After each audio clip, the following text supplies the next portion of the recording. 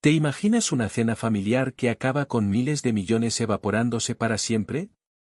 En esta historia de drama familiar de traición y venganza familiar, una abuela millonaria reúne a toda su familia en su mansión de la Costa Brava para una noche que lo cambiará todo.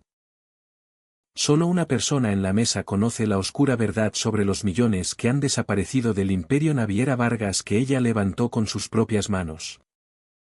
Descubre cómo una nieta invisible y calculadora se convierte en la arquitecta de la caída de su propia sangre en este relato lleno de emociones intensas. Grabaciones secretas. Documentos irrefutables y justicia que llega de la forma más inesperada. Perfecto si te gustan las historias de herencia. Codicia y karma familiar donde los lazos de sangre se rompen para siempre. No te pierdas este drama español que te dejará con la boca abierta. Cuando mi abuela millonaria miró alrededor de la mesa de roble antiguo y anunció que solo una de las personas presentes conocía la verdad. Todas las miradas se volvieron hacia mí. Me quedé paralizada porque yo era quien los había llevado a ese juicio. Ninguno entendía que miles de millones de euros estaban a punto de desaparecer por lo que habían hecho a sus espaldas. Esa noche escucharían sus propias voces en las grabaciones que yo había reunido durante los últimos 12 meses. Destruyendo nuestra familia para siempre. Mi nombre es Sofía Navarro. Y mientras estaba sentada al extremo de aquella mesa pulida en el comedor de la mansión Vargas en la Costa Brava, me di cuenta de que era la única persona en la sala que respiraba con normalidad. El aire en aquel salón siempre se mantenía frío, a temperatura de conservación para proteger los cuadros al óleo de nuestros antepasados y la cordura de la mujer que los poseía. Pero esa noche el frío era distinto. Era el tipo de frío que se te mete en los huesos justo antes de que estalle la tormenta. Alisé la servilleta sobre mi regazo, sintiendo el lino pesado y caro entre los dedos. ¿Tenía 34 años? Era analista de riesgos de profesión y un fantasma por vocación. Durante la última década había perfeccionado el arte de fundirme con el papel pintado beige de aquella mansión, convirtiéndome exactamente en lo que mi familia necesitaba, invisible hasta que requerían que alguien arreglara una hoja de cálculo o firmara un documento que no entendían. Pero la invisibilidad era un arma de doble filo. Significaba que nunca me veían venir. El comedor era una cueva de viejo dinero catalán. Las arañas de cristal sobre nosotros proyectaban una luz dorada tenue que hacía que las sombras en los rincones parecieran estirarse hacia la mesa. Estábamos sentados para lo que supuestamente era una celebración del cierre fiscal del año de Naviera Vargas. El imperio de logística marítima que mi abuela había levantado desde cero cuando las mujeres apenas podían abrir una cuenta sin marido. Pero no había celebración en el aire. Solo un silencio asfixiante roto de vez en cuando por el tintineo de la cubertería de plata contra la porcelana fina. Observé a mi madre al otro lado de la mesa. Llevaba un vestido de seda que sabía que costaba 4.000 euros porque había visto el extracto de la tarjeta 3 semanas antes. Su mano no paraba de subir al cuello, los dedos recorriendo la cadena fría de su collar de diamantes como si comprobara que aún tenía pulso. Parecía aterrorizada. A su lado, mi padre apretaba el pie de su copa de vino con tanta fuerza que temí que el cristal se rompiera y salpicara Cabernet por todo el mantel blanco. Miraba fijamente el centro de mesa. Un enorme ramo de lirios blancos que olían demasiado a funeraria. Negándose a cruzar la mirada con nadie. Especialmente con su madre a la cabecera. Luego estaba mi primo Mateo. Sentado 2 sillas más allá. Encorvado de una manera que pretendía parecer relajada pero solo gritaba arrogancia. ¿Tenía 36 años? 2 más que yo. Y esa cara guapa y curtida que le había permitido fracasar hacia arriba toda su vida adulta. Estaba mirando el móvil por debajo de la mesa. la luz azul iluminando su mandíbula. Se le notaba el sudor en el labio superior. Sabía que algo iba mal. Todos lo sabían. Solo que aún no sabían la magnitud. Y a la cabecera estaba doña Elena Vargas. Mi abuela tenía 78 años. Pero poseía la vitalidad de una mujer de la mitad de su edad y la crueldad de un general. Se sentaba con la espalda perfectamente recta. El cabello plateado cortado en un bob impecable que no permitía que ni un solo mechón se saliera de lugar. Cortaba su filete con movimientos precisos. Quirúrgicos. No había pronunciado ni una palabra desde que nos sentamos 20 minutos antes. Ese era su movimiento de poder. Dejaba que el silencio hiciera el trabajo por ella. Dejaba que se cocieran en su propia culpa hasta que la tensión fuera tan espesa que pesara físicamente sobre sus pechos. Tomé un sorbo de agua. Tenía la garganta seca. Debajo de mi silla, bien guardado dentro de mi bolso de cuero, había un disco duro externo. Pequeño. Negro. Discreto. Del tamaño de una baraja de cartas. Pero dentro de aquella carcasa de plástico había una bomba digital que yo había montado durante los últimos 365 días. Contenía cada transferencia. Cada libro contable alterado. Cada mensaje de voz susurrado y cada correo borrado que mi familia había generado en su saqueo sistemático de la fortuna Vargas. Sentí una extraña disociación. Como si estuviera viendo una película de mi propia vida. Recordé la conversación que había escuchado la semana pasada entre Mateo y la tía Beatriz junto a la casa de la piscina. Creyendo que yo ya me había marchado a la ciudad. Mateo se quejaba de los rumores de que la abuela se estaba reuniendo con sus abogados testamentarios. La había llamado senil. Dijo que tenían que acelerar las transferencias antes de que la vieja bruja estirara la pata. La tía Beatriz soltó una risa nerviosa. Aguda. Y le dijo que todo era mero trámite. Que no se preocupara porque tenían a Sofía para manejar el papeleo si algo se complicaba. Ese fue su error. Siempre asumían que Sofía manejaría el papeleo. Nunca se pararon a pensar qué haría Sofía si realmente lo leyera. Doña Elena dejó de comer. Colocó el cuchillo y el tenedor sobre el plato con un golpe deliberado que resonó en los techos altos como un disparo. La reacción fue inmediata. Mi madre dio un respingo. Mi padre levantó por fin la vista de los lirios. Mateo guardó el móvil en el bolsillo y se enderezó la americana como si estuviera a punto de pasar revista. Elena no habló de inmediato. Tomó su pesada copa de cristal. Dio un sorbo lento de agua y la dejó de nuevo. Cogió una cuchara de plata y la golpeó suavemente contra el borde de la copa. Din. Din. Din. El sonido era delicado. Pero exigía sumisión absoluta. Apoyó las manos sobre la mesa. Dedos entrelazados. Y sus ojos grises y afilados como el Mediterráneo en invierno recorrieron la mesa. Miró a su hija Beatriz. Miró a su hijo. Mi padre.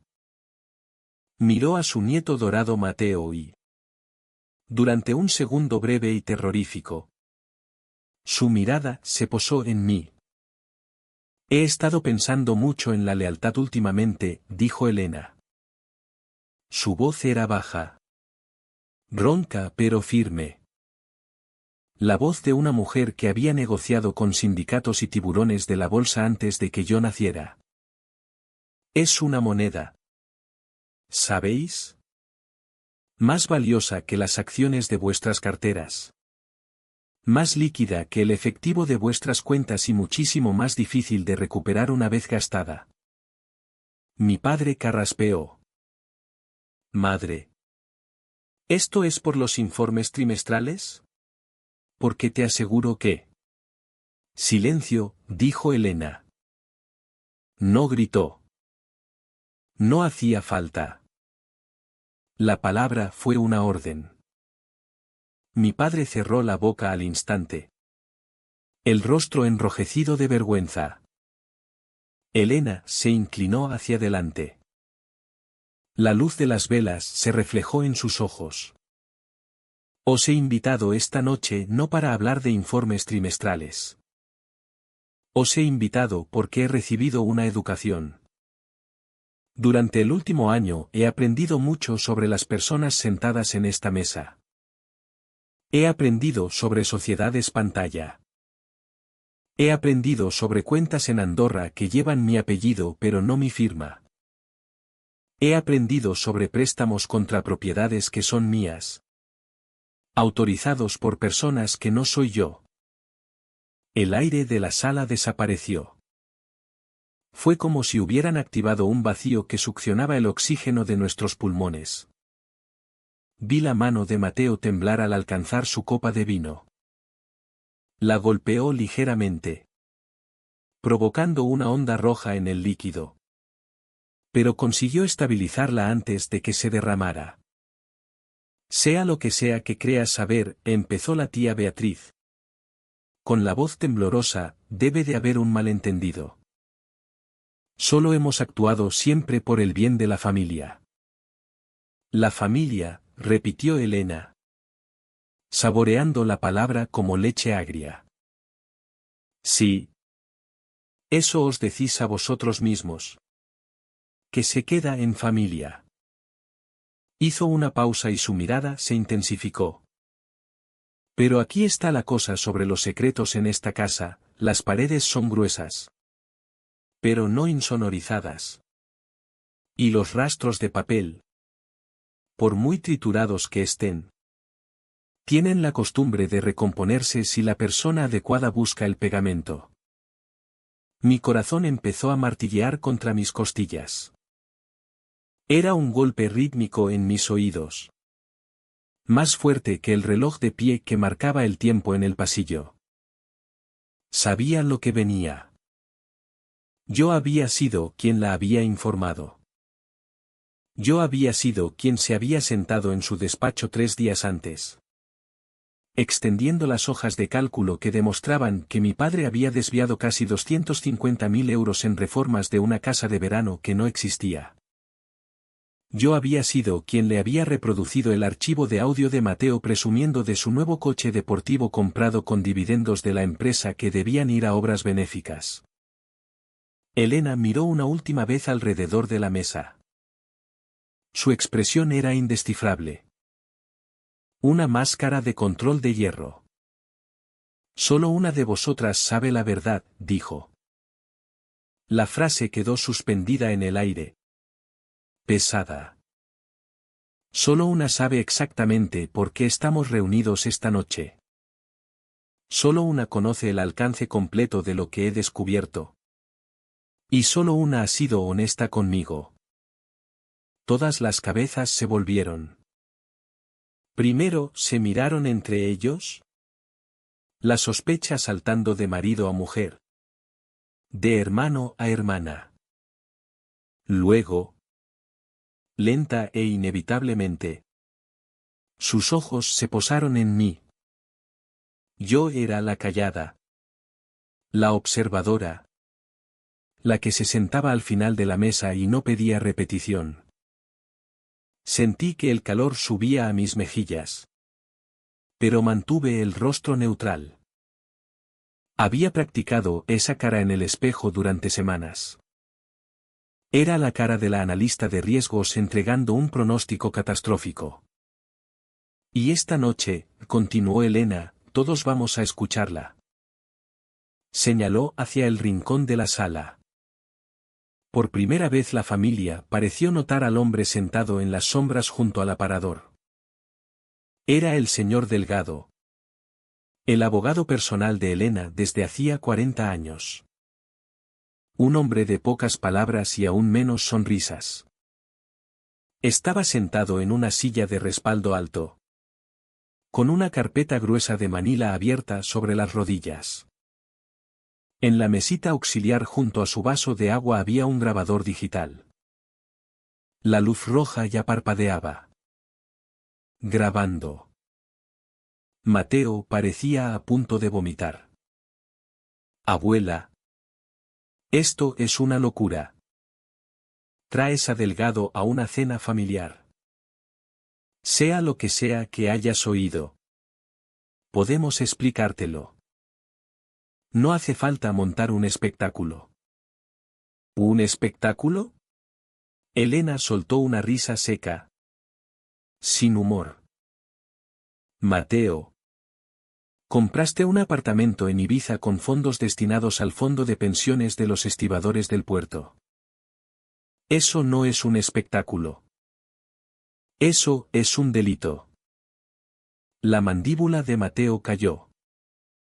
Yo lo tomé prestado. Era una inversión. Iba a devolverlo con plusvalías. Llegaremos a los detalles más tarde, lo cortó Elena. Metió la mano bajo la mesa y sacó un sobre acolchado grueso. Lo colocó en el centro de la mesa, justo al lado de los lirios funerarios. El golpe que hizo fue pesado. Contundente. En este sobre, dijo, señalando con un dedo manicuro, está el futuro. Contiene los borradores revisados de mi testamento. Contiene los informes de auditoría forense encargados a una firma independiente. Y contiene las transcripciones de conversaciones que todos creísteis privadas. Me removí en mi asiento. Podía sentir el disco duro en mi bolso llamándome. Las transcripciones de las que hablaba eran mías. Las grabaciones eran mías. Yo era la arquitecta de esta destrucción. Esta noche decide quién sale de esta casa con un legado, dijo Elena, bajando la voz a un susurro que pesaba más que un grito, y quién sale solo con la ropa que lleva puesta y una citación judicial. Mi madre empezó a llorar. Era un sollozo suave. Lastimero. Elena. Por favor. Somos familia. Somos tus hijos. Eso, dijo Elena, es la única razón por la que la policía no está todavía esperando en la cocina. Entonces me miró directamente. Una mirada penetrante que arrancaba cualquier disfraz. Sabía que tenía miedo. Sabía que odiaba los conflictos. Sabía que durante 34 años había sido la pacificadora. La alfombra. La que tapaba las grietas para que el retrato siguiera pareciendo bonito. Pero también sabía que yo era la única que se había negado a robarle. Sofía, siseó mi padre, inclinándose hacia mí. ¿Sabes algo de esto? ¿La has ayudado? Miré a mi padre. Vi el miedo en sus ojos. Pero debajo del miedo vi la ira. El derecho adquirido. No lamentaba haber robado. Lamentaba haber sido pillado. Me miraba no como a su hija, sino como a una fuga en la tubería que debería haber tapado años atrás. Apreté el borde de la mesa. Creo que deberíamos escuchar a la abuela, dije. Mi voz sonó firme, sorprendiéndome incluso a mí. Elena asintió, satisfecha. Se recostó en su silla, pareciendo una reina presidiendo una ejecución. Antes de que nadie hable, ordenó Elena, levantando la mano para silenciar el murmullo creciente de protestas de la tía Beatriz y Mateo. Antes de que nadie ofrezca una excusa, una mentira o una justificación. Vamos a escuchar. Vamos a escuchar todo. Cada grabación. Cada transacción. Os vais a quedar ahí sentados y vais a escuchar el sonido de vuestra propia codicia. Hizo un gesto al señor Delgado. El abogado se levantó lentamente. Cogió el grabador digital. Caminó hacia la mesa. Sus pasos pesados sobre la alfombra persa. Colocó el aparato en el centro. Justo encima del sobregrueso. Pulse play. Señor Delgado, dijo Elena. La sala quedó mortalmente silenciosa. El único sonido era el viento aullando fuera de los ventanales. Golpeando los cristales. Miré el grabador. Sabía exactamente de quién iba a salir la primera voz. Sabía exactamente qué iban a decir. Y sabía que una vez pulsado ese botón, la familia Vargas tal como la conocíamos dejaría de existir. Vi cómo la cara de Mateo se volvía del color de la ceniza. Vi a mi madre intentar coger la mano de mi padre solo para que él la apartara. Respiré hondo, inhalando el olor de los lirios y la perdición inminente. Yo había traído las cerillas y mi abuela acababa de verter la gasolina.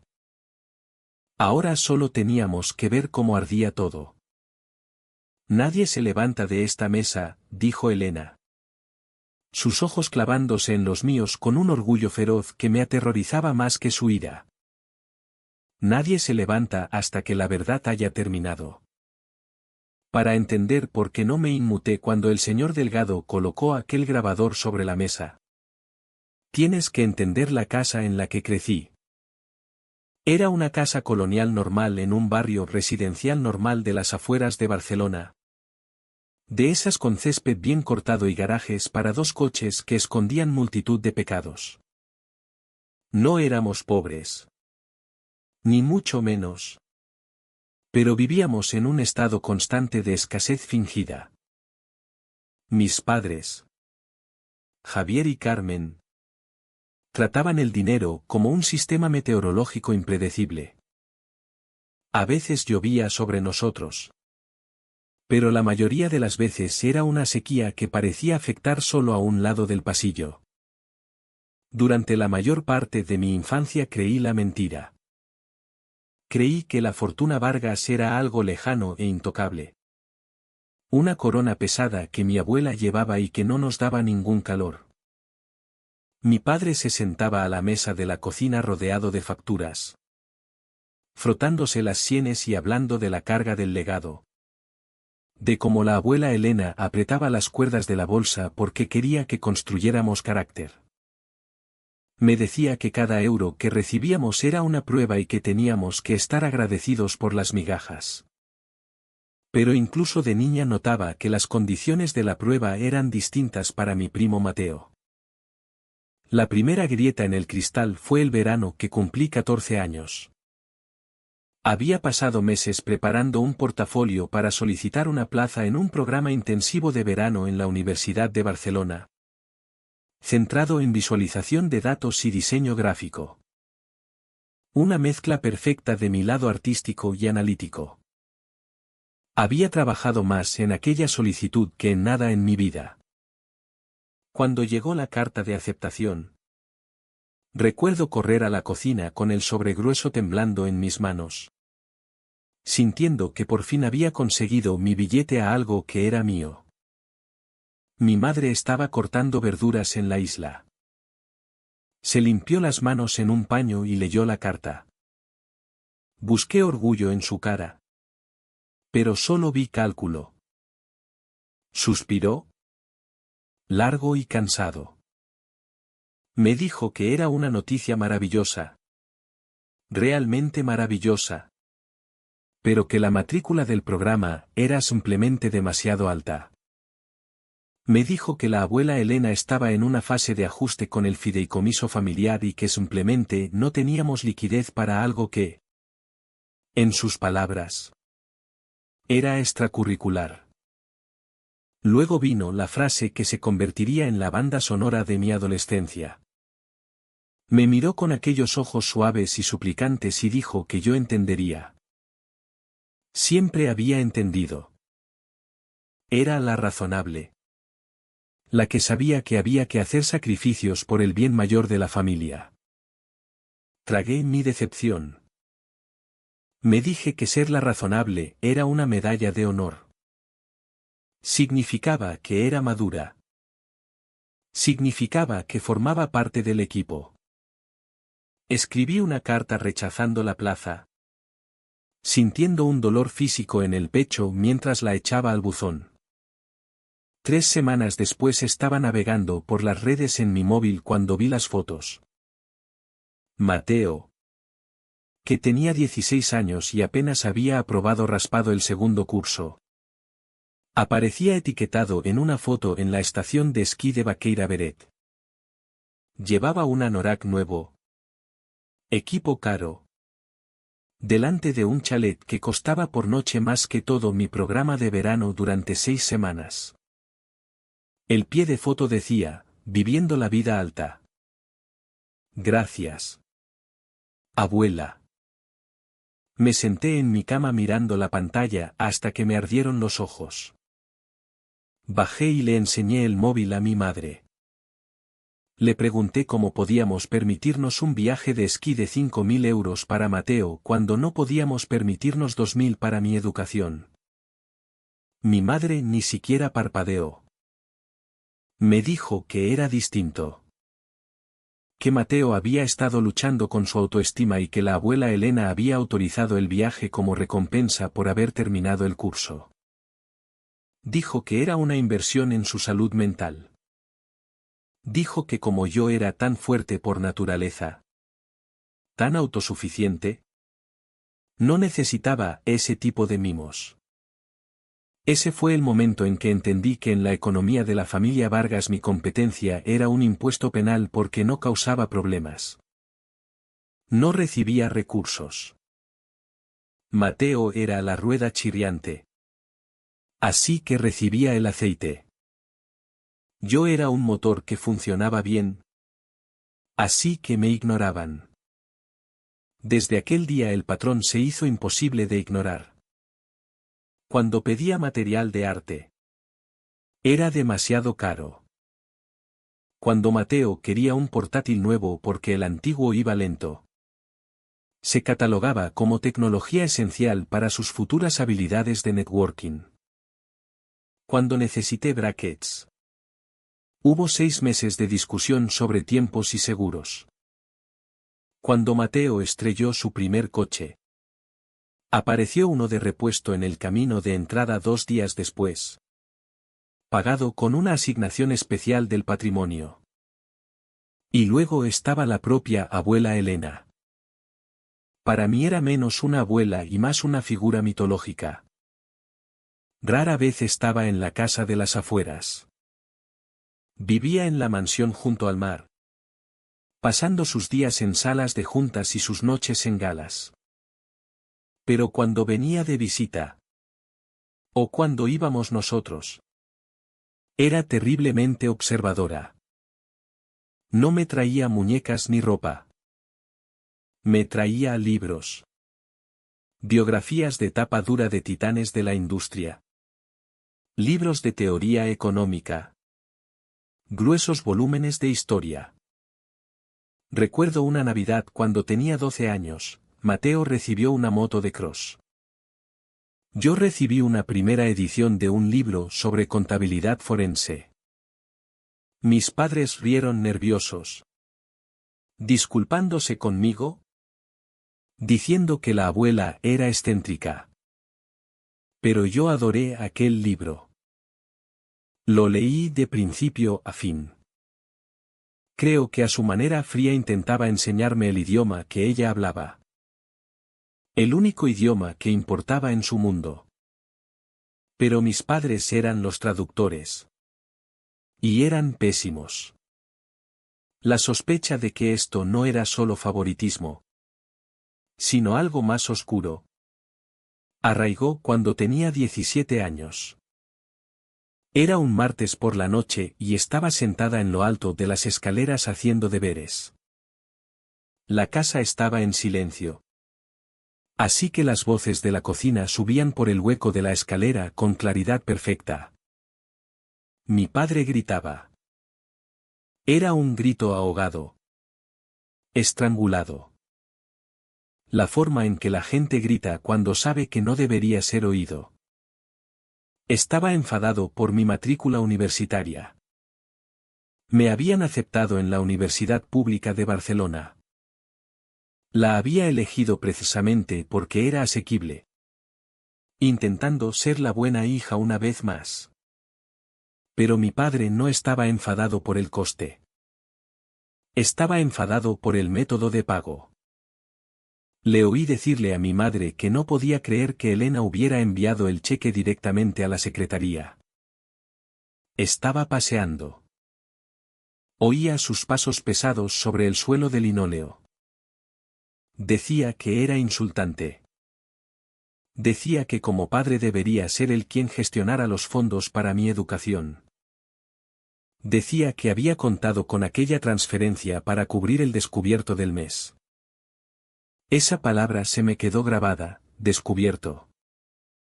¿Por qué necesitaría el dinero de mi matrícula para cubrir un descubierto si la abuela pagaba la universidad? El dinero debería ir directamente a la universidad. ¿Por qué quería que pasara primero por sus manos? Volví sigilosamente a mi habitación con el corazón a mil. Esa fue la noche en que murió definitivamente la inocencia. Entendí que mis padres no solo favorecían a Mateo. Nos estaban usando como conductos. Mateo era un conducto voluntario. Pidiendo cosas que no necesitaba para inflar la petición y quedarse con la diferencia. Yo era una tubería bloqueada. Pedía demasiado poco. Y cuando conseguía algo, como la matrícula, la abuela lo pagaba directamente, cortándolos del circuito. Mi frugalidad no solo les ahorraba dinero, les costaba oportunidades. A pesar de todo, seguimos con la farsa. Cada acción de gracias y Navidad conducíamos hasta la mansión junto al mar. Nos poníamos la mejor ropa y representábamos la obra titulada La familia perfecta. La mesa del comedor era el escenario. Mateo se sentaba allí con aspecto encantador y ligeramente despeinado y contaba historias de sus últimas aventuras empresariales. Tenía una idea de startup nueva cada 6 meses, una app de redes sociales para mascotas. Un servicio de conserjería de lujo. Una marca de zapatillas a medida. Ninguna despegaba nunca. Pero hablaba de rondas de financiación y penetración de mercado usando palabras que claramente había memorizado de un podcast esa misma mañana. Mis padres lo miraban radiantes. Le decían a la abuela Elena que Mateo mostraba tanta iniciativa. Que solo necesitaba un poco más de pista para despegar de verdad. Luego se volvían hacia mí y la luz de sus ojos se apagaba. Me daban palmaditas en la mano y le decían a la abuela que Sofía estaba bien. Muy bien. Que era tan estable. Que trabajaba duro en su pequeño empleo. Que nunca pedía nada. Decían, es una niña tan poco exigente. Tenemos tanta suerte de no tener que preocuparnos por ella. Lo decían como si fuera un cumplido. Pero yo oía lo que realmente era. Era un despido. Era una forma de decirle a la abuela, no mires aquí. No hay nada que ver. Mantén los ojos y el talonario enfocados en el chico. La abuela escuchaba. El rostro impasible. Cortando el pavó con precisión quirúrgica. Nunca pedía detalles. Esa era la parte que más me frustraba entonces. Era una CEO multimillonaria. ¿Cómo no veía a través del traje barato y las palabras huecas de Mateo? ¿Cómo no veía que mis padres sudaban dentro de su ropa de gala? Empecé a resentirme con ella también. Pensaba que no le importaba. Pensaba que aceptaba su versión de la realidad porque era más fácil que buscar la verdad. Cuando entré en los 20 y empecé mi carrera, la dinámica se solidificó. Dejé de pedir nada. Pagaba mi propio apartamento. Pagaba mi propio coche. Pagaba los pequeños préstamos estudiantiles que tuve que pedir para gastos porque mis padres decían que el fondo educativo estaba agotado. Pero empecé a llevar un registro. Al principio era una forma de desahogarme. Compré una libreta negra sencilla y la guardaba en el cajón de la mesilla. Al principio las entradas eran emocionales. Mamá prometió ayudar con la fianza del alquiler. Luego dijo que no había liquidez. Vi a papá conduciendo un Lexus nuevo 2 días después. Pero a medida que mis habilidades profesionales como analista de riesgos crecían, la libreta cambió. Las entradas emocionales fueron sustituidas por datos. Dejé de escribir cómo me sentía y empecé a escribir qué veía. 4 de julio, Mateo afirma que necesita 12.000 euros para un anticipo legal por un litigio empresarial. La abuela firma un cheque a papá. Mateo no tiene ningún pleito pendiente en los registros públicos. Papá compra un motor nuevo para el barco el 10 de julio. 12 de septiembre, tía Beatriz afirma que la prima pequeña necesita cirugía de ortodoncia. Presupuesto presentado, 8.000 euros. Coste real del procedimiento según medias regionales, 4.000 euros. ¿A dónde fue el otro 4.000? Empecé a rastrear el flujo del dinero como rastreaba las tendencias del mercado en el trabajo. Me di cuenta de que la familia era básicamente una sociedad pantalla diseñada para succionar riqueza de Elena Vargas.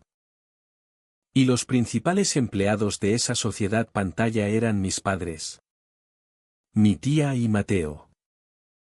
Yo era la becaria no remunerada que mantenían en el sótano porque me negaba a ensuciarme las manos. Durante mucho tiempo me dije que esto no era un delito. Era solo familia. Era feo e injusto, pero no ilegal. La abuela les daba dinero porque los quería y ellos lo malgastaban.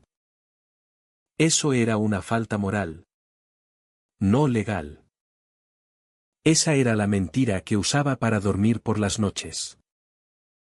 Me decía que mientras no estuvieran robando, mientras solo manipularan a una anciana generosa, no era mi lugar hacerlo explotar. Yo era la buena hija, la que entendía, la que no causaba dramas. Pero en el fondo sabía que no se esconden regalos legítimos. No se grita en susurros sobre cheques de matrícula enviados directamente a la universidad a menos que tengas algo que ocultar. Recuerdo una tarde concreta, hace unos 3 años. Estaba visitando la casa de mis padres para una barbacoa.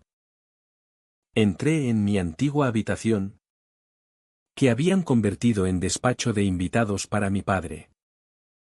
Sobre el escritorio, entre un montón de papeles, había un extracto bancario. No debería haber mirado, pero lo hice. Era un extracto de una cuenta conjunta que yo no sabía que existía. Estaba a nombre de mi padre y de Mateo. El saldo era asombroso. Casi 200.000 euros. Me quedé mirando la cifra, sintiendo que el aire abandonaba la habitación. 200.000 euros. Eso era más de lo que yo ganaba en 3 años. Y allí estaba. En una cuenta corriente. Líquido y listo. Mi padre entró. Me vio mirando. Durante una fracción de segundo vi pánico en sus ojos. Pánico primal. Luego lo suavizó con una risa que sonaba como engranajes chirriando. Me quitó el papel de la mano. arrugándolo ligeramente. Me dijo que era solo fondos de planificación patrimonial que estaba gestionando para la abuela. Me dijo que era aburrido papeleo fiscal. Luego puso la mano en mi hombro, apretando un poco demasiado fuerte. Te preocupas demasiado. Sofía, dijo. Siempre lo has hecho. Piensas demasiado. Sal fuera y cómete una hamburguesa. Deja que los hombres manejen las finanzas. Salí de aquella habitación y por primera vez no sentí dolor. No sentí el pinchazo de ser descartada. Sentí frío.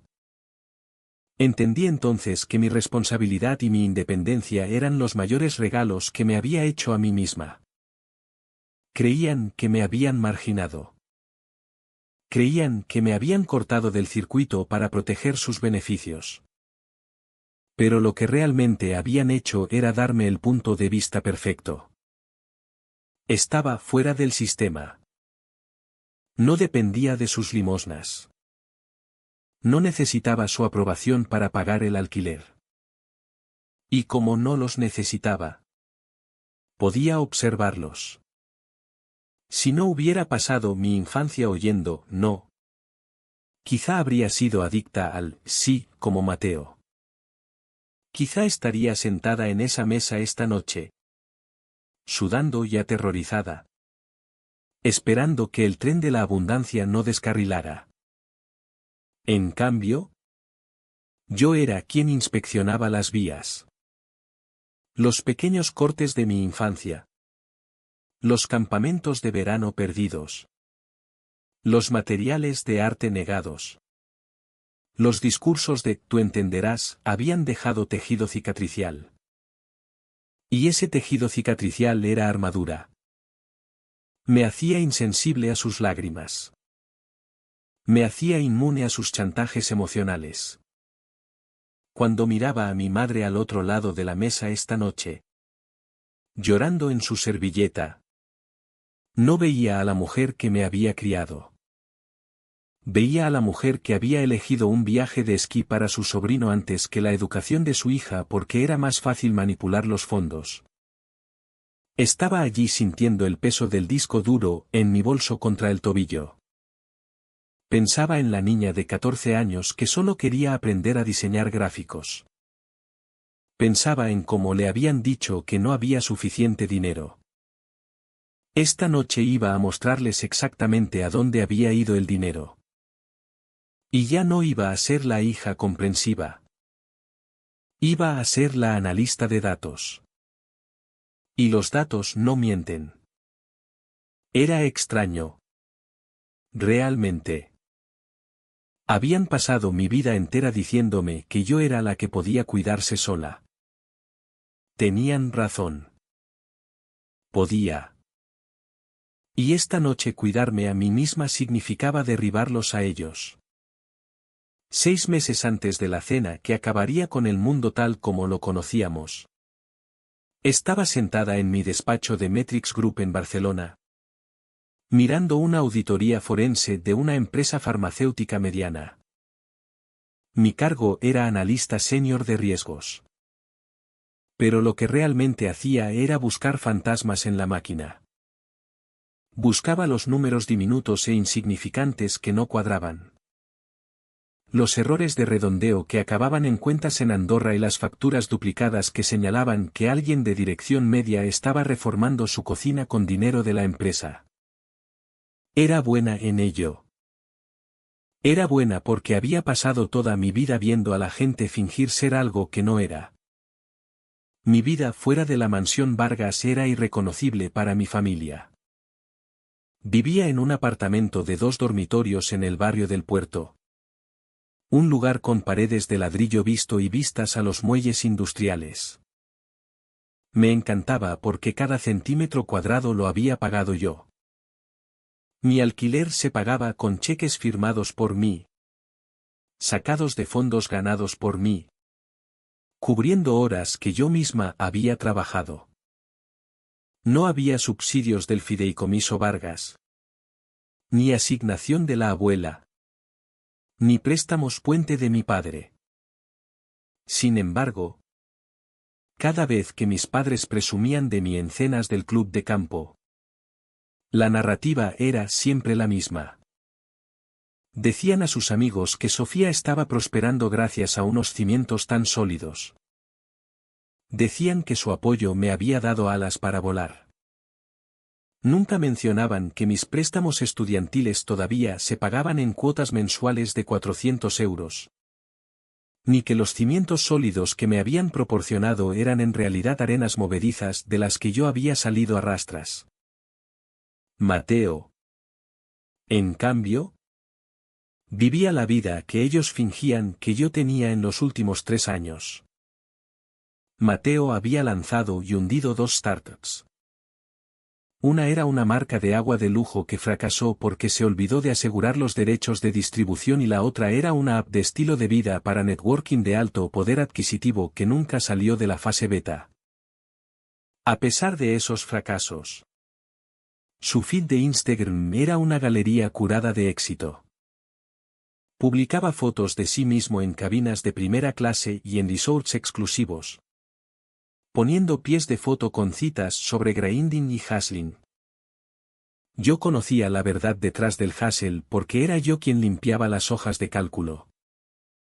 Se había convertido en un ritual. Cada pocos meses Mateo me llamaba en pánico. Decía que necesitaba ayuda para organizar sus finanzas para una reunión con posibles inversores. Iba a su loft, pagado con una ayuda de vivienda del fideicomiso familiar, y miraba su portátil. Los números siempre eran un desastre. Gastos personales mezclados con capital empresarial.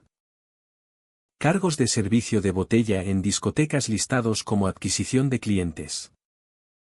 Me sentaba allí suspirando y movía las columnas. Creaba estados de pérdidas y ganancias que tenían sentido del caos. Lo hacía porque estaba condicionada a ayudar. Lo hacía porque si no. Mi padre me llamaba y me preguntaba por qué no apoyaba los sueños de mi primo. Era la mecánica que mantenía en marcha el coche de payasos. Pero los favores se hacían cada vez más grandes y más extraños. Una tarde la tía Beatriz me llamó. Estaba dulce, su voz chorreando ese cariño azucarado que solo usaba cuando quería algo. Me dijo que estaba montando un vehículo de ahorro para los primos más pequeños. Los que empezaban el instituto. Dijo que necesitaba un adulto fiable como cotitular de la cuenta por razones regulatorias. Solo para abrirla. Me preguntó si me importaría prestar mi nombre al papeleo. Dijo que era puramente administrativo.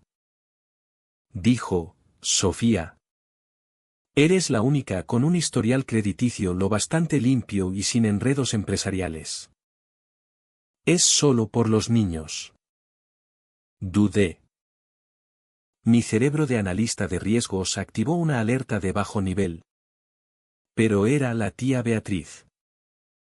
Era familia. Y yo era la responsable. Firmé los documentos digitales que me envió sin leer la letra pequeña tan a fondo como lo habría hecho con un cliente. Asumí que era una cuenta inactiva. Un lugar para aparcar dinero de cumpleaños. Se lo mencioné a mis amigos Ava y Jonas unas noches después. Estábamos sentados en mi balcón bebiendo vino barato y comiendo comida para llevar. Ava era colega en Metrix. Afilada como un cuchillo. Y Jonas era vecino que trabajaba en derecho marítimo. Cuando les conté lo de las hojas de cálculo de Mateo y la cuenta bancaria de la tía Beatriz, el aire del balcón cambió. Ava dejó su copa de vino. Sofía, dijo, mirándome con preocupación genuina. Eso no es normal. Lo sabes. ¿Verdad?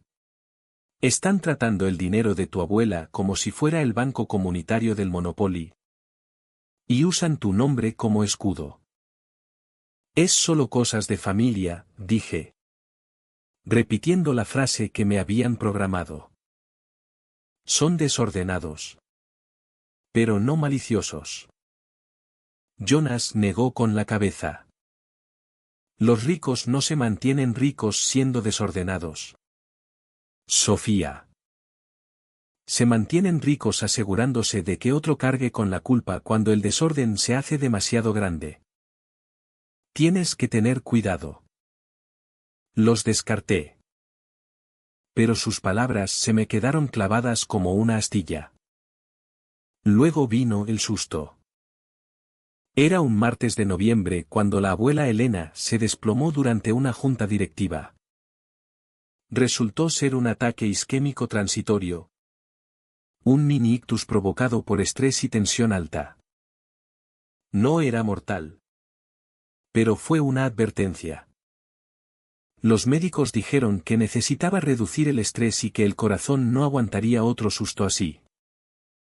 Esa noche, mientras estaba en la sala de espera del hospital, mi teléfono vibró con un mensaje de mi padre. La abuela está débil. Tenemos que actuar rápido antes de que cambie algo. No digas nada que la altere. Fue entonces cuando tomé la decisión. Abrí mi portátil allí mismo, en la sala de espera, y empecé a organizar todo. Cada transacción sospechosa. Cada correo. Cada llamada. Durante los siguientes 6 meses me convertí en una sombra. Grabé conversaciones con micrófonos ocultos en reuniones familiares. Copié correos antes de que los borraran. Fotografié extractos bancarios cuando nadie miraba. Me convertí en la analista de riesgos de mi propia familia. Y ahora, 6 meses después, estábamos todos aquí. El señor Delgado pulsó play. La voz de mi padre llenó la sala. Clara. Nítida e innegable. Está haciendo demasiadas preguntas sobre la subcuenta. El ángulo fiscal no funciona. Tenemos que cambiar la narrativa. Javier. Si amenaza con ir a Elena. Tenemos que adelantarnos. Podemos decirle a Elena que Sofía se está comportando de forma errática. Podemos decir que está bajo un estrés inmenso en el trabajo y que está teniendo un colapso. Tenemos que neutralizar su credibilidad antes de que abra la boca. El grabador se detuvo. El silencio que siguió fue más pesado que nada que hubiera experimentado jamás. Era el sonido de la hoja de una guillotina colgando en lo alto de su arco. Mi padre se quedó congelado. Parecía que le hubiera caído un rayo. Abrió la boca. Luego la cerró. Miró a Elena. Luego a mí. Luego al grabador. Eso, balbuceó. La voz un graznido seco, está manipulado. Es IA o está fuera de contexto.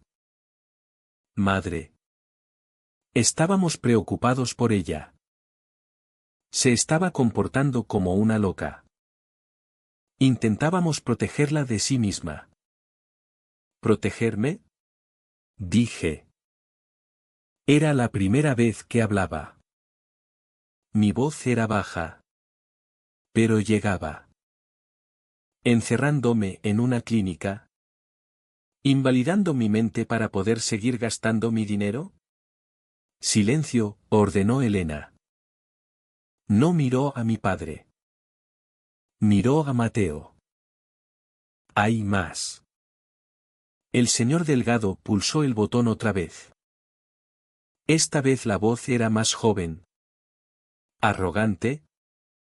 Pastosa por el alcohol y la confianza. Era Mateo. Mira. Si la vieja se entera. Probablemente me mataría. ¿En serio? Me cortaría del testamento tan rápido que me daría vueltas la cabeza. Pero no se va a enterar porque tú no se lo vas a decir porque sabes que si me hundes a mí, toda la casa de naipes se viene abajo. He chupado hasta la médula de esa cuenta. Sophie.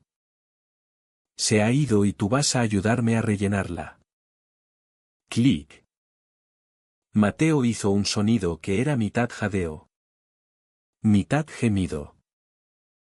Empujó la silla hacia atrás, las patas raspando violentamente contra el suelo de madera. Se levantó. Estaba borracho. Gritó. Solo estaba diciendo tonterías. No lo decía en serio. Abuela. ¿Sabes cómo me pongo? Solo intentaba asustarla porque estaba siendo pesada. No he robado nada. Siéntate. Mateo, dijo Elena. No levantó la voz. No hacía falta. La autoridad en su tono era absoluta. Mateo miró la puerta. Luego a su madre. Luego a Elena. Se hundió de nuevo en la silla. Derrotado. La tía Beatriz miraba el mantel. El rostro pálido. Sabía que sus correos venían después. Sabía que si el audio era tan malo, el rastro de papel sería peor. He pasado la última semana escuchando esto, dijo Elena. He escuchado a mi hijo tramar declarar loca a mi nieta. He escuchado a mi nieto reírse de robar al patrimonio que yo construí. He escuchado a mi nuera aceptar falsificaciones. Miró a mi padre. Tú decías que me protegías. Decías que era vieja y estaba confundida. Pero mirándote ahora. Javier. El que parece confundido eres tú. Mi padre se llevó las manos a la cabeza. Madre. Por favor. Podemos explicarlo. El mercado estaba apretado. Íbamos a devolverlo. Siempre lo devolvemos. ¿Con qué dinero? Preguntó Elena. ¿Con el de Sofía? ¿Con el mío? Se volvió lentamente hacia mí. Toda la mesa siguió su mirada. Sentí el peso de su odio. Su miedo y su desesperación chocando contra mí. Pero también sentí el peso del sobre en mi bolso. Sofía, dijo Elena suavemente. ¿Has traído algo esta noche? ¿Quieres hablar? Mi corazón martilleaba contra mis costillas como un pájaro atrapado. Mis pies estaban fríos dentro de los tacones. Mis manos temblaban ligeramente. Pero las junté para estabilizarlas. Miré a mi padre. El hombre que me había enseñado a montar en bici y luego a mentir a Hacienda. Miré a mi madre. La mujer que me había besado las rodillas peladas y luego había planeado meterme en un psiquiátrico. Miré a Mateo. El primo al que había defendido en el patio del colegio y que ahora quería arrastrarme para salvarse. Me di cuenta entonces de que ya no les tenía miedo. Simplemente había acabado con ellos. Me levanté. El movimiento fue fluido. Controlado. Metí la mano en el bolso y saqué el sobre grueso y pesado. No lo tiré. Lo coloqué suavemente sobre la mesa. Justo al lado del grabador. Puse la mano plana encima de los documentos. Me dijisteis que me callara, dije. Mirando directamente a mi padre. Me dijisteis que fuera una buena chica. Me dijisteis que protegiera el apellido familiar. Miré a Mateo. Me dijisteis que era solo papel. Respiré hondo. inhalando el olor de los lirios y la ruina que estaba a punto de desatar. Teníais razón, dije, endureciendo la voz hasta convertirla en acero. Es solo papel. Y he traído mucho. Miré alrededor de la mesa, encontrando cada par de ojos con un desapego forense frío. Esta noche se acabaron las historias, dije. Esta noche se acabó el gaslighting. Esta noche vamos a hablar en números y firmas. No en lágrimas. Abrí el sobre. ¿Empezamos por el fraude hipotecario o por las transferencias? Deslicé el contenido del sobre la madera pulida de la mesa. Los papeles se abrieron en un arco perfecto. Una cascada de tinta negra y papel blanco que parecía más brillante que la porcelana fina. No era un montón desordenado. Era una línea de tiempo. Los había ordenado con la precisión de un croupier que pone una mano ganadora de póker. Empezando por los robos más antiguos y terminando por las traiciones más recientes. Cogí el primer documento. Era un extracto bancario de hacía 2 años. Aquí es donde empezó, dije. Mi voz firme y proyectada hasta los rincones de la sala silenciosa. Levanté el papel. Esta es una transferencia de 12.000 euros a una agencia de consolidación de deudas. El código de autorización está marcado como emergencia familiar. Pero cuando crucé la fecha, encontré que Mateo había publicado una foto de sí mismo en un casino de Marbella ese mismo fin de semana. Dejé caer el papel. Flotó hasta la mesa. Cogí otro. Aquí tenemos una factura de contratista por 45.000 euros. Está listada como reparaciones estructurales de emergencia para la mansión principal. Pero la dirección de la factura no es esta casa. Es la dirección del chalet de verano de mis padres. El dinero salió de mi subcuenta. La firma que autoriza es una copia digital de la mía. Fechada a las 3 de la madrugada cuando yo dormía en mi apartamento. Mi madre hizo un sonido ahogado pequeño. Pero no la miré. Ya no miraba a miembros de la familia. Miraba a acusados. Cogí el correo electrónico. El que había impreso en cartulina gruesa. Y dije. Levantándolo como un veredicto, es mi favorito. Es una cadena de correos entre mi padre y mi tía Beatriz. Está fechado el martes pasado. Empecé a leer en voz alta. Tenemos que cambiar la narrativa. Javier. Si amenaza con ir a Elena. Tenemos que adelantarnos. Podemos decirle a Elena que Sofía se está comportando de forma errática. Podemos decir que está bajo un estrés inmenso en el trabajo y que está teniendo un colapso. Tenemos que neutralizar su credibilidad.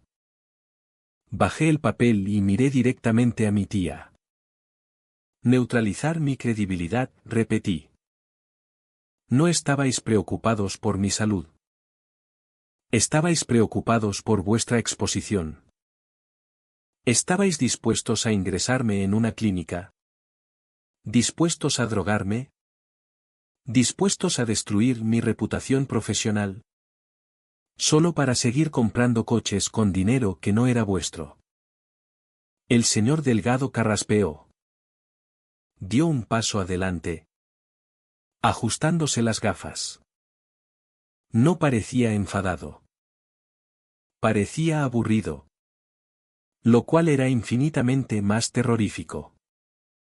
Señaló con un dedo delgado el documento que mi padre había firmado apenas unos días antes. Quisiera recordar a todos los presentes en esta mesa la declaración jurada de integridad financiera que todos firmasteis hace 72 horas, dijo el señor Delgado. En ese documento jurasteis bajo pena de perjurio que nunca habíais utilizado activos del patrimonio para beneficio personal sin consentimiento expreso por escrito. Miró a mi padre. Javier. Los documentos que Sofía acaba de presentar demuestran que mentiste en esa declaración. Dado que la declaración era un requisito para el cumplimiento bancario. Esa mentira constituye fraude bancario. También constituye perjurio. Si entregáramos esta carpeta a la Fiscalía mañana, no os enfrentaríais a una demanda. Os enfrentaríais a un mínimo de 5 años en prisión federal. Mateo se levantó tan rápido que su silla cayó hacia atrás con estrépito. Golpeó las manos sobre la mesa. El rostro retorcido en una máscara de pura rabia fea. ¿Traidora? Me gritó. Escupiendo saliva. Eres una rata. Te sentaste ahí fingiendo ser una de nosotros mientras construías esto. ¿Estás destruyendo esta familia? Eres asquerosa. No me inmuté. No parpadeé. Recurrí a mi memoria y saqué las palabras que me había enviado por mensaje. Si me arrastras. Te arrastro conmigo, dije. Citándolo perfectamente. Eso es lo que me escribiste. Mateo. Dijiste que si te exponía me destruirías. Dijiste que era solo papel. Pues mira la mesa. Es solo papel. Pero parece lo bastante pesado como para aplastarte. Mateo abrió la boca para gritar otra vez. Pero Elena levantó la mano. No la golpeó contra la mesa. Solo la levantó. Palma abierta. Basta, dijo. Mateo se detuvo. La sala cayó en un silencio que parecía el fondo del océano. Elena miró a su hijo. Miró a su hija. Miró a su nieto. Sus ojos estaban secos. Ya no quedaba tristeza en ellos. Solo una claridad que cortaba como un diamante. ¿Tenéis algo que decir? Preguntó. ¿Algo que no implique culpar a Sofía de vuestras propias acciones? ¿Una frase en la que asumáis la responsabilidad de haber robado a vuestra madre y a vuestra sobrina? Mi padre abrió la boca.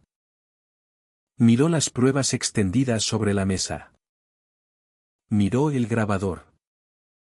Se dio cuenta de que no había giro que pudiera funcionar aquí. Los datos eran absolutos.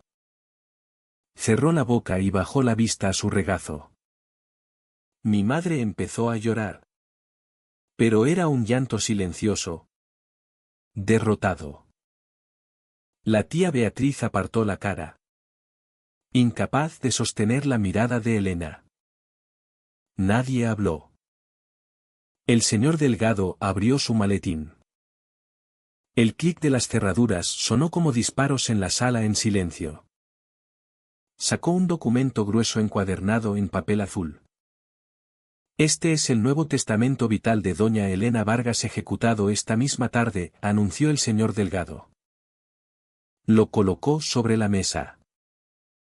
Según los términos de este nuevo fideicomiso, la totalidad del patrimonio Vargas, incluyendo la empresa naviera, la cartera inmobiliaria y todos los activos líquidos, se transfiere a la Fundación Accountability Vargas. Hizo una pausa para que las palabras calaran. La fundación será supervisada por una única administradora fiduciaria. Esa administradora es Sofía Navarro. La cabeza de mi padre se levantó de golpe. ¿Sofía? ¿Le estás dando todo a Sofía? Es la administradora fiduciaria, le corrigió Elena con frialdad. No posee el dinero. Lo gestiona. Se asegura de que se use para causas filantrópicas. No para todoterrenos de lujo ni rescates de startups fallidas. El señor Delgado continuó. En cuanto a las personas sentadas actualmente en esta mesa, excluyendo a la señora Vargas y a la señorita Navarro, a cada uno se le lega una suma única de 5.000 euros. ¿5.000? Gritó Mateo. Eso es una broma. Tengo facturas de tarjeta de crédito más altas que eso.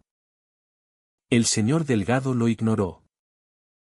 Junto con esta suma hay una estipulación. Si alguno de vosotros intenta impugnar este testamento o intenta acosar a la administradora fiduciaria o intenta desacreditar públicamente la fundación, el contenido completo de esta auditoría forense, incluyendo las pruebas de fraude de transferencias y falsificación, se hará público y se entregará a la Fiscalía. Los miró por encima de las gafas. Es una elección sencilla. Tomad los 5.000 euros y marchaos con vuestra libertad o luchad por más y acabad en prisión. Elena se inclinó hacia adelante. Miró a las personas que había criado. Esta noche me habéis demostrado algo, dijo. Me habéis demostrado que si tenéis acceso al poder, lo usaréis para herir a las personas que se supone que debéis proteger. No puedo dar un cuchillo a alguien que no para de preguntarme hasta dónde puede cortar. Se levantó. Me quedé sentada sintiendo una sensación extraña. Esperaba sentir triunfo. Esperaba sentir una oleada de victoria. Pero solo sentí un vasto vacío silencioso. Miré a mis padres y me di cuenta de que ya no estaba enfadada con ellos. Solo sentía pena. Habían cambiado una relación con su hija por una reforma de cocina. Habían cambiado la confianza de su madre por un coche. Parecía un mal negocio. Elena se volvió hacia mí. Rodeó la esquina de la mesa y se puso junto a mi silla. Puso una mano en mi hombro. Sofía, dijo suavemente. Levanté la vista hacia ella. Lo siento, dijo. La sala se volvió borrosa por un segundo. No siento lo del dinero, dijo. Siento haberte dejado ser la niña responsable durante tanto tiempo. Siento haberte dejado cargar con el peso de su disfunción porque era más fácil que enfrentarme a ellos. Te dejé desprotegida porque pensaba que eras lo bastante fuerte para soportarlo. Eso fue injusto por mi parte. Ningún niño debería tener que ser lo bastante fuerte como para sobrevivir a sus propios padres. Sentí que se me formaba un nudo en la garganta. Caliente y doloroso. Esa era la única disculpa que había querido siempre. No quería el dinero. Solo quería que alguien reconociera que había sido duro. Me levanté y la miré de frente. No sé si puedo perdonarlos. Abuela, dije con honestidad.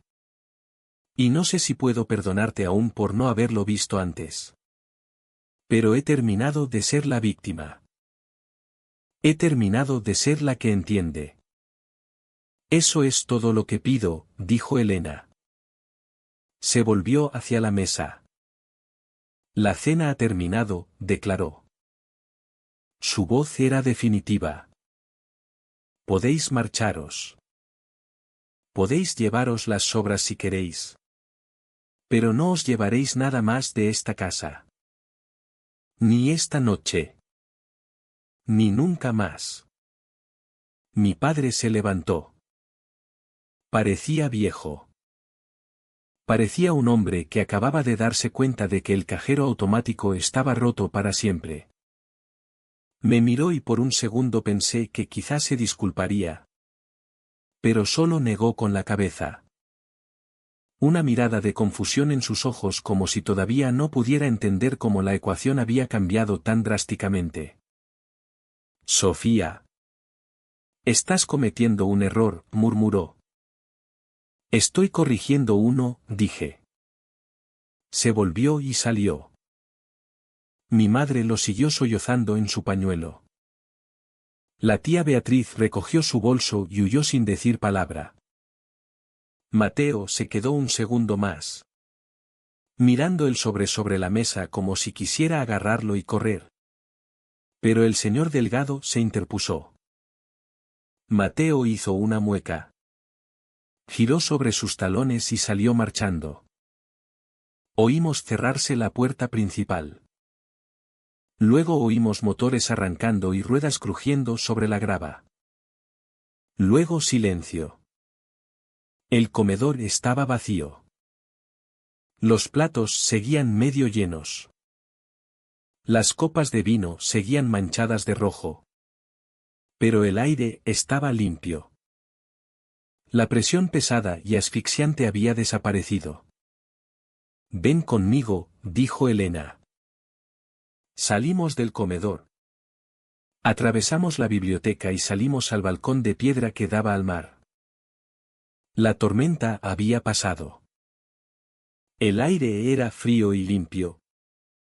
Olía a agua salada y tierra mojada. La luna había roto las nubes, proyectando un camino plateado sobre el agua negra del puerto.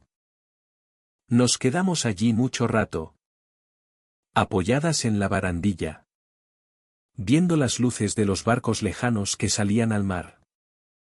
¿Te arrepientes?, preguntó Elena, mirando el horizonte. ¿Te arrepientes de haberlo hecho explotar todo? Respiré hondo. Llené mis pulmones con el aire frío y limpio. Si no lo hubiera hecho, dije, habría tenido que pasar los próximos 30 años siendo la buena hija. Habría tenido que sonreír mientras me vaciaban los bolsillos. Habría tenido que fingir que no veía el cuchillo en sus manos. Me volví hacia ella. No podría sobrevivir a eso. Abuela. Prefiero ser huérfana que idiota. Elena asintió. Extendió la mano y tomó la mía. Su agarre era fuerte. No eres huérfana. Sofía, dijo.